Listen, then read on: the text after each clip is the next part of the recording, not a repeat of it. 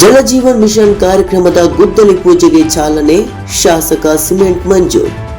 ಆಲೂರು ತಾಲೂಕು ಕದಾಳು ಗ್ರಾಮ ಪಂಚಾಯಿತಿ ವ್ಯಾಪ್ತಿಯಲ್ಲಿ ಬರುವ ಗ್ರಾಮಗಳಾದ ಕಿರಗಡಲು, ಸಿಂಗೊಡನಹಳ್ಳಿ ಸುತ್ತಮುತ್ತಲಿನ ಗ್ರಾಮಗಳಲ್ಲಿ 175 ಮನೆಗಳಿಗೆ 84 ಲಕ್ಷ ವೆಚ್ಚದಲ್ಲಿ ಮನೆಗಳಿಗೆ ಶುದ್ಧ ಕುಡಿಯುವ ನೀರಿನ ಕಾಮಗಾರಿಗೆ ಗುದ್ದಲಿ ಪೂಜೆ ನೆರವೇರಿಸಲಾಯಿತು.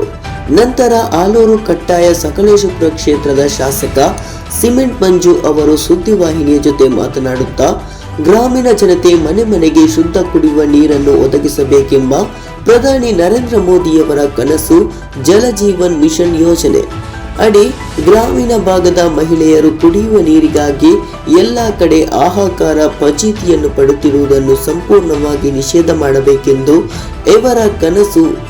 ನಂತರ ಎಲ್ಲ ಕಡೆ ಅಂತರ್ಜಲ ಬತ್ತಿ ಹೋಗುತ್ತಿರುವುದರಿಂದ ನೀರನ್ನು ವ್ಯತ್ಯಯ ಮಾಡದಂತೆ ಎಲ್ಲ ಮನೆಗಳಿಗೂ ನಲ್ಲಿಯ ಮೂಲಕ ಶುದ್ಧ ಕುಡಿಯುವ ನೀರನ್ನು ಒದಗಿಸುವ ಸಲುವಾಗಿ ಸರ್ಕಾರ ಈ ನಿರ್ಧಾರ ಮಾಡಿದೆ. ಎಲ್ಲರೂ ಇದರ ಸದುಪಯೋಗ ಪಡೆದುಕೊಳ್ಳಬೇಕೆಂದರು. ಇದೇ ಸಂದರ್ಭದಲ್ಲಿ ಗ್ರಾಮ ಪಂಚಾಯಿತಿ ಅಭಿವೃದ್ಧಿ ಅಧಿಕಾರಿಗಳು, ಬೈರಾಪುರ ಗ್ರಾಮ ಪಂಚಾಯಿತಿ ಸದಸ್ಯ ರುದ್ರೇಗೌಡ, ಕುಡಿಯುವ ನೀರು ಮತ್ತು ನೈರ್ಮಲ್ಯ ಇಲಾಖೆ ಸಹಾಯಕ ನಿರ್ದೇಶಕರಾದ ರವಿ ಹಾಗೂ ಗ್ರಾಮಸ್ಥರು ಉಪಸ್ಥಿತರಿದ್ದರು. ಶಾಂತ ನಿಲವಾಗಿಲು, NKSD4 ನ್ಯೂಸ್, ಹಾಸನ. ತಾಲೂಕಿನ ಕದಾಳ ಪಂಚಾಯಿತಿ ವ್ಯಾಪ್ತಿಯಲ್ಲಿ ಕಿರಗಡ್ಡಿ ಗ್ರಾಮದಲ್ಲಿ ಹಲವಾರು ವರ್ಷಗಳಿಂದ ಅಲ್ಲಿ ಕುಡಿಯೋಕ್ಕೆ ಶುದ್ಧ ನೀರು ಬೇಕು ಅಂತಕ್ಕಂಥ ಅಪೇಕ್ಷೆ ಇತ್ತು.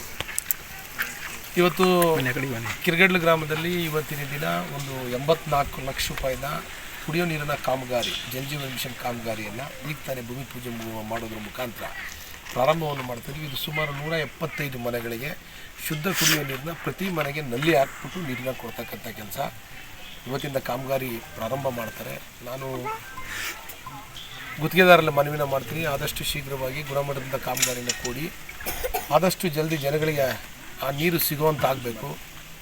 ಆದಷ್ಟು ಶೀಘ್ರವಾಗಿ ಕಾಮಗಾರಿನ ಗುಣಮಟ್ಟದಿಂದ ಕೂಡಿ ಕಾಮಗಾರಿನ ಮುಗಿಸ್ಬೇಕು. ಕಾಮಗಾರಿ ಮಾಡ್ತಕ್ಕಂಥ ಸಂದರ್ಭದಲ್ಲಿ ರಸ್ತೆಗಳನ್ನ ಅಗಿತಕ್ಕಂಥ ಸಂದರ್ಭದಲ್ಲಿ ರಸ್ತೆ ಆದಷ್ಟು ಡ್ಯಾಮೇಜ್ ಆಗದ ರೀತಿಯಲ್ಲಿ ಮಾಡಿ ಮತ್ತು ಅದನ್ನು ಓಪನ್ ಮಾಡಿದ್ರು ಸಮೇತ ಅದನ್ನು ಮತ್ತೆ ಮುಚ್ಚಿಕೊಟ್ಟು ಸಾರ್ವಜನಿಕರಿಗೆ ಸಹಕರಿಸಬೇಕು. ಸಾರ್ವಜನಿಕರು ಕೂಡ ತಮಗೆ ಸ್ಪಂದಿಸ್ತಕ್ಕಂಥ ಕೆಲಸವನ್ನು ಮಾಡ್ತಾರೆ.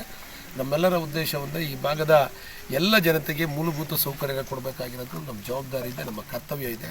ಅದನ್ನು ನಾವು ಪ್ರಾಮಾಣಿಕವಾಗಿ ಮಾಡ್ತೀವಿ ಅಂತೇಳಿ ಈ ಸಂದರ್ಭದಲ್ಲಿ ಹೇಳ್ತೀನಿ. ಈ ಕಾರ್ಯಕ್ರಮಕ್ಕೆ ಪ್ರತ್ಯಕ್ಷವಾಗಿ ಪರೋಕ್ಷವಾಗಿ ಸಹಕರಿಸಿದಂಥ ಎಲ್ಲರಿಗೂ ಕೂಡ